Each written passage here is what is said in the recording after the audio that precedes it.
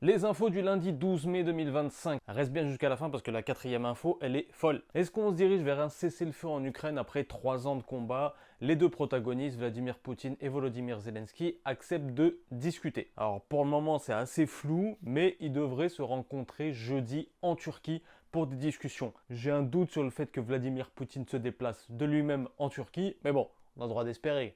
En attendant, il est clair sur les conditions qu'a imposées l'Europe, il ne veut pas en entendre parler. Le ministre de la Justice, Gérald Darmanin, veut faire un Big Bang de la justice. En gros, en quoi ça consiste? Il veut désengorger les cours d'assises et les cours criminels. Pour ça, il veut permettre aux accusés de plaider coupables. Ouais, t'as bien entendu, il veut leur permettre de plaider coupables. Dans des cas de crime, dans des cas de braquage, dans des cas de viol, tu ne peux pas plaider coupable.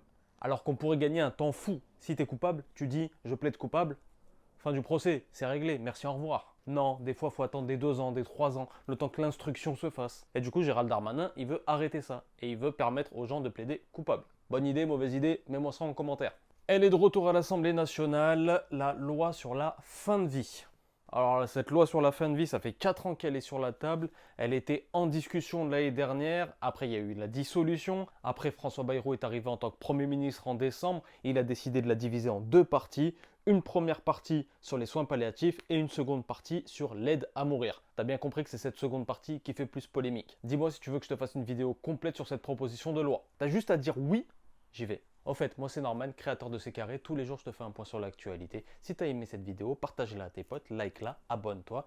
Toi, ça te coûte rien, moi ça me fait plaisir. Et enfin, la quatrième info, comme promis, une IA fait parler un mort lors d'un procès. Oui, on est aux États-Unis. Ne pose pas cette question. Oui, on est aux États-Unis. Et en gros, aux États-Unis, avant que le juge fixe la peine, la victime a le droit de s'exprimer.